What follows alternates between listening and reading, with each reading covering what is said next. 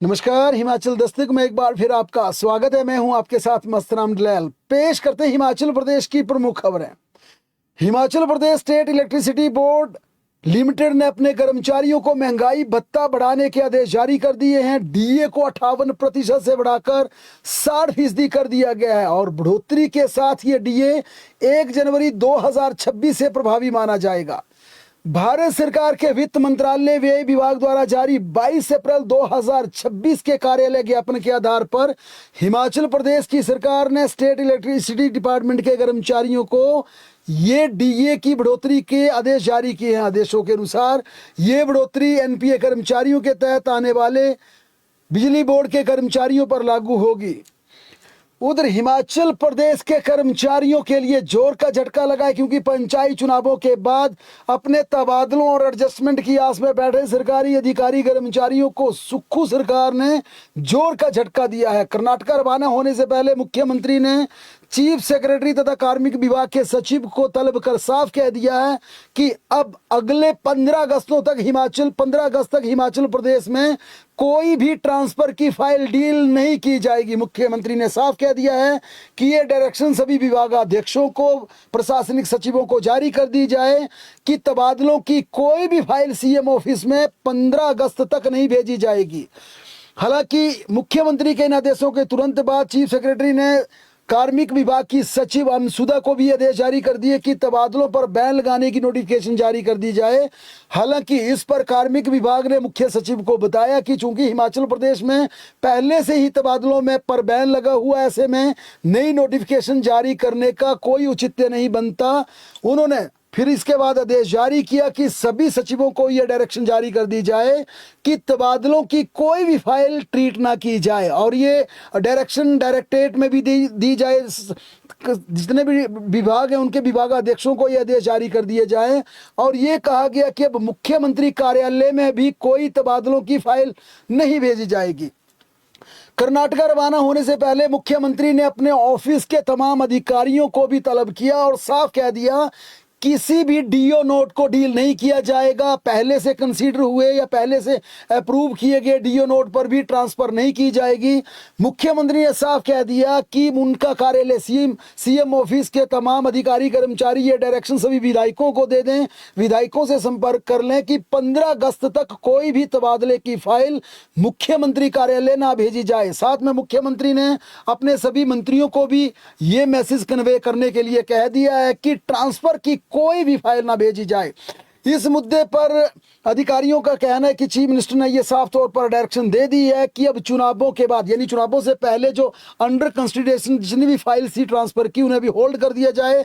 नया कोई do note ना लिया जाए, जो डीओ नोट अप्रूव है उन पर कोई कार्रवाई ना की जाए। साफ तौर पर कहा है कि हिमाचल प्रदेश में 15 अगस्त तक कोई भी तबादला नहीं होगा। ट्रांसफर की केवल मात्र उन्हीं फाइलों को डील किया जाएगा जिनमें कोई इमरजेंसी होगी, उसमें मंत्री विधायकों का नोट नहीं चलेगा। एडमिनिस्ट्रेटिव स्तर पर यानी प्रशासनिक स्तर पर अगर सेक्रेटरी से ऐसी रिकमेंडेशन करते हैं कि कहीं जनता को किसी वेकेंट पोस्ट के अगेंस्ट किसी की जरूरत है, तभी कोई बिगड़ परिस्थितियों में ट्रांसफर की फाइल डील की जाएगी। अन्यथा कहा गया है कोई भी डीओ नोट अगले 15 अगस्त 2026 तक ट्रीट नहीं किया जाएगा। और माना जा रहा है कि विधायकों को भी ये साफ डायरेक्शन दे दी है कि आप तबादलों का कोई भी नोट मुख्यमंत्री कार्यालय में ना भेजें, ना मंत्रियों के कार्यालय में भेजें। और मिनिस्टर्स को भी ये डायरेक्शन दे दी है कि ट्रांसफर की कोई फाइल ना भेजी जाए, क्योंकि सरकार ने ये मन बना लिया है कि 15 अगस्त 2026 तक हिमाचल प्रदेश में कोई भी ट्रांसफर की फाइल डील नहीं की जाएगी। हिमाचल प्रदेश में आईएएस और आईएफएस अधिकारियों के पद घटाने के बाद अब हिमाचल प्रदेश की सरकार ने पुलिस के आला अफसरों के पद को घटाने की तैयारी कर ली है। जल्द ही आला अफसरों के पद घटाने को लेकर एक महत्वपूर्ण नोटिफिकेशन जारी हो सकती है और ये मामला केंद्र सरकार से राज्य का चल रहा है। ये बात मुख्यमंत्री सुखविंदर सिंह सुक्खू ने आज खुद अपने सरकारी आवास ओक ओवर में हिमाचल प्रदेश पुलिस भूतपूर्व सैनिक सम्मान समारोह के दौरान कही। आला अफसरों की जगह अब हिमाचल प्रदेश में राज्य सरकार पुलिस कांस्टेबल के कोटे को ज्यादा बढ़ावा देते हुए कांस्टेबल के पद भरेगी। इसी तहत आईएफएस के पदों में कटौती कर निचले कर्मचारियों के पदों पर भरा जाएगा। आईएएस के पदों में कटौती कर भी क्लैरिकल की पोस्टें भरी जाएंगी। ये सरकार ने अपना रोड मैप तैयार किया है। मेडिकल कॉलेज के असिस्टेंट प्रोफेसर के लिए अब 35 नई छुट्टियों का प्रावधान कर दिया है। नई भर्तियों पर ये छुट्टियों के नियम लागू होंगे, यानी अब जो असिस्टेंट प्रोफेसर की मेडिकल कॉलेज में नई नियुक्तियां की जाएगी उन्हें अवकाश की सुविधा दी जाएगी। 1 अप्रैल 2026 के बाद हिमाचल प्रदेश में जितने भी मेडिकल कॉलेज में असिस्टेंट प्रोफेसर भर्ती किए जाएंगे उन्हें साल में ये 35 छुट्टियां दी जाएंगी। इसमें 7 दिन का ग्रीष्मकालीन अवकाश यानी समर वेकेशन होगा, जबकि 28 दिन का विंटर वेकेशन शामिल किया गया है। हिमाचल प्रदेश के नवनिर्वाचित प्रधानों उप प्रधानों की शपथ को लेकर फिर सस्पेंस बन गया है, क्योंकि बाकायदा पंचायती राज विभाग ने आज इसकी फाइल राज्य सरकार को भेज दी और इसमें साफ तौर पर कहा है कि हिमाचल प्रदेश की सरकार ये आदेश जारी करे कि पंचायत प्रधानों और उप प्रधानों को किस प्रकार से शपथ दी जानी है, इसका स्थल क्या होगा, डेट क्या होगी। क्योंकि इसमें यह भी कहा गया, फाइल में कहा गया कि पहले प्रधानों की शपथ धर्मशाला, मंडी और शिमला में आयोजित की जाती थी, क्योंकि जो डिबकॉम है उस स्तर पर, ये मंडलों के स्तर पर की जाती थी। 3 डिवीज़न हिमाचल प्रदेश में हैं। और बाद में ये भी कहा कि धूमल सरकार में एक बार हमीरपुर में भी शपथ करवाई गई थी, लेकिन कोरोना काल में शपथ समारोह हिमाचल प्रदेश में राज्य स्तरीय नहीं हो पाया था। इस कारण अब पंचायती राज विभाग ने राज्य सरकार से पूछा है कि जीते हुए प्रधानों उप प्रधानों की शपथ का क्या इस बार राज्य सरकार समारोह करना चाहती है, और क्या खुद सरकार मुख्यमंत्री उन्हें शपथ देना चाहते हैं या जिला स्तर पर यह कार्यक्रम होगा, मंत्री शपथ दिलाएंगे। ये क्लैरिफिकेशन राज्य सरकार से मांगी है। माना जा रहा है कि अगले हफ्ते तक यह तय हो जाएगा कि चुने हुए प्रधानों को शपथ मंत्री जिला स्तर पर दिलाएंगे या फिर मुख्यमंत्री राज्य स्तरीय पर दिलाएंगे, या अलग अलग पहले की तरह जिस प्रकार से पहली पुरानी व्यवस्था थी धर्मशाला, मंडी, शिमला स्तर पर की जाएगी। बहरहाल अब ये राज्य सरकार को पंचायती राज विभाग ने आज फाइल भेज दी है और इस पर अब सरकार को फैसला लेना है। जिला परिषद और पंचायत समिति का रिजल्ट नोटिफाई होने के बाद 7 दिनों के भीतर इन्हें शपथ दिलाना मैंडेटरी होगी। यह भी पंचायती राज विभाग ने कह दिया है कि 7 दिन के भीतर, यानी रिजल्ट नोटिफाई होने के 7 दिन के भीतर इन्हें शपथ दिलानी होगी। इसके बाद हिमाचल प्रदेश में बीडीसी तथा जिला परिषद उपाध्यक्ष का चुनाव करवाया जाएगा, जिसके लिए अब थोड़ा वक्त करना पड़ सकता है, थोड़ा इंतजार करना पड़ सकता है। साथ में यूएलपी की बात की जाए तो यूएलपी के लिए भी शपथ का यही प्रावधान है, लेकिन चुने हुए प्रतिनिधि अपना किस प्रकार से नगर निगम का अध्यक्ष चुनेंगे, किस प्रकार से नगर पंचायतों का या नगर परिषद का अध्यक्ष चुनेंगे, उसके लिए भी राज्य सरकार को डेट फाइनल करनी है। माना जा रहा है कि सरकार ओथ तो करवा देगी, जल्दी करवा देगी जो नियम में प्रावधान है, लेकिन अध्यक्ष और उपाध्यक्ष पद के चुनाव के लिए इंतजार करना पड़ सकता है। मुख्यमंत्री सुखविंदर सिंह सुक्खू और उप मुख्यमंत्री मुकेश अग्निहोत्री कर्नाटक के नए मुख्यमंत्री डीके शिव कुमार के शपथ ग्रहण समारोह में शामिल होने के लिए आज चंडीगढ़ के लिए रवाना हो गए। कल सुबह दोनों नेता बेंगलुरु के लिए चंडीगढ़ से उड़ान भरेंगे। उनका वीरवार 4 जून को शिमला वापस लौटने का कार्यक्रम रहेगा। हिमाचल प्रदेश में 150 और नए स्कूलों को सीबीएसई का दर्जा दिलाया जाएगा। सरकार ने फिलहाल 157 सीबीएसई स्कूल बनाए हैं, लिहाजा अब हिमाचल प्रदेश में सीबीएसई स्कूलों की सरकारी सीबीएसई स्कूलों की संख्या बढ़कर 307 हो सकती है। सरकारी स्कूलों में फिजिकल एजुकेशन टीचर की कमी को पूरा करने के लिए कल से प्रदेश में काउंसलिंग का अभियान शुरू हो जाएगा। शिक्षा विभाग में पीईटी के 355 पदों को बैच वाइज आधार पर भरने की प्रक्रिया कल शुरू होगी। कल और परसों ये काउंसलिंग चलेगी। उपनिदेशक कार्यालय की ओर से जिला स्तर पर काउंसलिंग का शेड्यूल जारी किया गया है। प्रदेश में कांग्रेस को 3 नगर निगम चुनावों में मिली करारी हार के कारणों का पता लगाने के लिए राज्य की कांग्रेस इकाई ने फैक्ट फाइंडिंग कमेटी गठित कर दी है। ये कमेटी पता लगाएगी कि हिमाचल प्रदेश में कांग्रेस को क्यों करारी हार का सामना करना पड़ा। इसके पीछे ये वजह भी देखी जाएगी कि प्रत्याशियों का चयन गलत था, या सरकार के खिलाफ एंटी इनकम्बेंसी थी, या कार्यकर्ताओं ने काम नहीं किया, कार्यकर्ताओं की नाराजगी थी, या भीतरघात हुआ। इन तमाम आंकलन का अलग अलग बिंदुओं पर आंकलन किया जाएगा और ये फैक्ट फाइंडिंग कमेटी पता करेगी कि हिमाचल प्रदेश में कांग्रेस की करारी हार की असली वजह क्या थी। इस संबंध में हिमाचल कांग्रेस कमेटी ने आदेश जारी कर दिए हैं।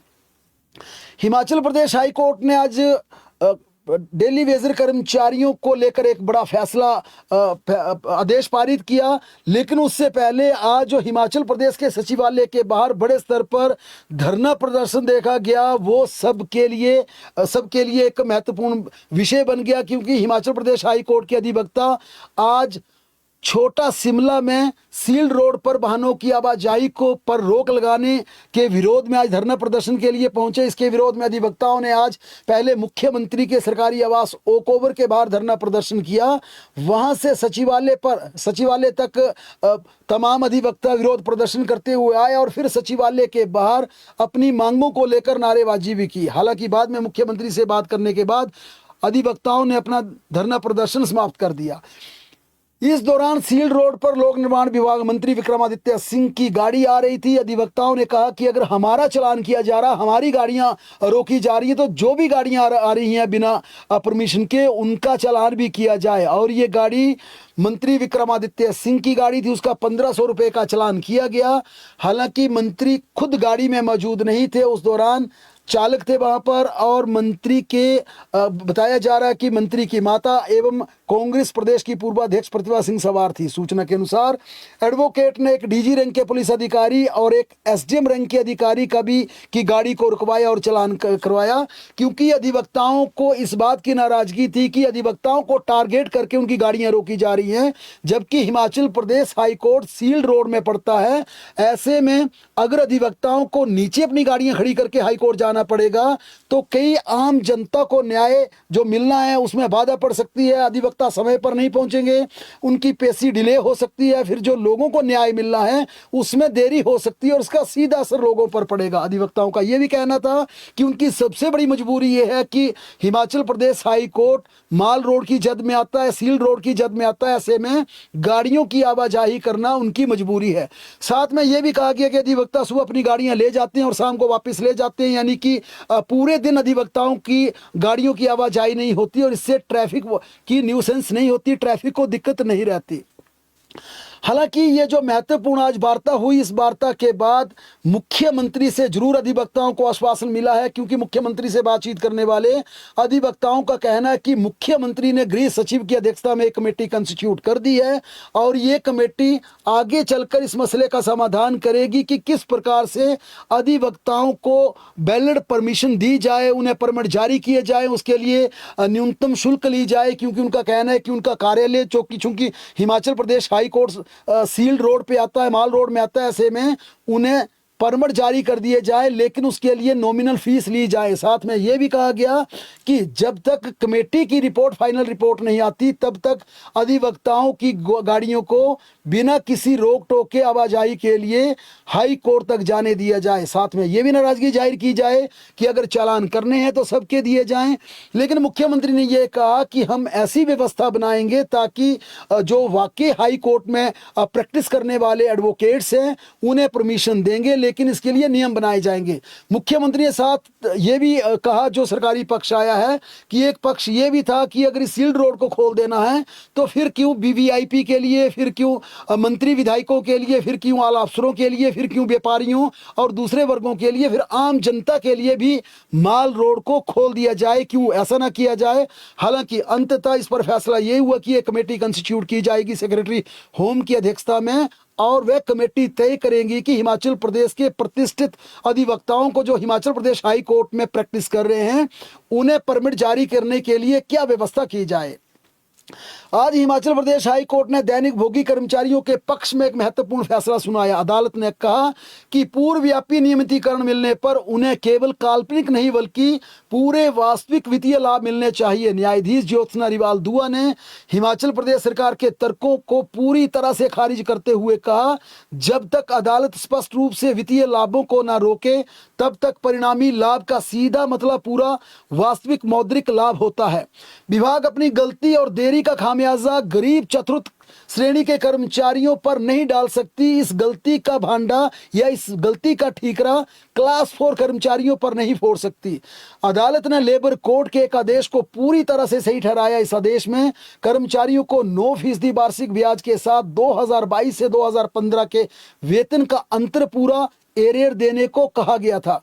अदालत ने कहा कि अगर कर्मचारियों की सेवा निरंतरता है तो वे वास्तविक वित्तीय लाभ के हकदार हैं और उन्हें इसका भुगतान होना बेहद जरूरी है, उन्हें वित्तीय लाभ दिया जाना बेहद जरूरी है।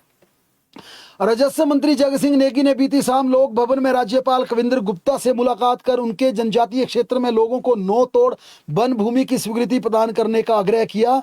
उन्होंने कहा कि प्रदेश सरकार ने सत्ता संभालते ही वर्ष 2023 में नो तोड़ भूमि आवंटन को लेकर जनजातीय क्षेत्रों में वन संरक्षण अधिनियम 1980 को हटाने का आग्रह किया है। जगत सिंह नेगी ने कहा कि नो तोड़ वन भूमि की स्वीकृति संविधान के शेड्यूल 5 के अंतर्गत राज्यपाल के पास निहित है। धर्मशाला में जल शक्ति विभाग में आउटसोर्स पर कार्यरत 45 वर्षीय महिला ने फंदा लगाकर आत्महत्या कर ली। इस घटना से ठीक पहले वे अपनी जुड़वा बहन जूली से फोन पर बात कर रही थी। पुलिस ने मौके से एक सुसाइड नोट बरामद किया जिसमें जान देने वाली महिला ने अपने ससुराल पक्ष पर प्रताड़ना के गंभीर आरोप लगाए और कहा कि उन्हें आर्थिक तंगी की मार झेलनी पड़ रही थी, उसके चलते उन्हें टॉर्चर किया जा रहा था। कांगड़ा जिला के लाड़ू में बीती देर रात एक सड़क हादसे में भारतीय नौसेना के मरीन कमांडो और शौर्य चक्र विजेता 32 वर्ष के अमित सिंह राणा सड़क हादसे का शिकार हो गए। अमित राणा देर रात अपने दोस्त के साथ मिलकर घर लौट रहे थे।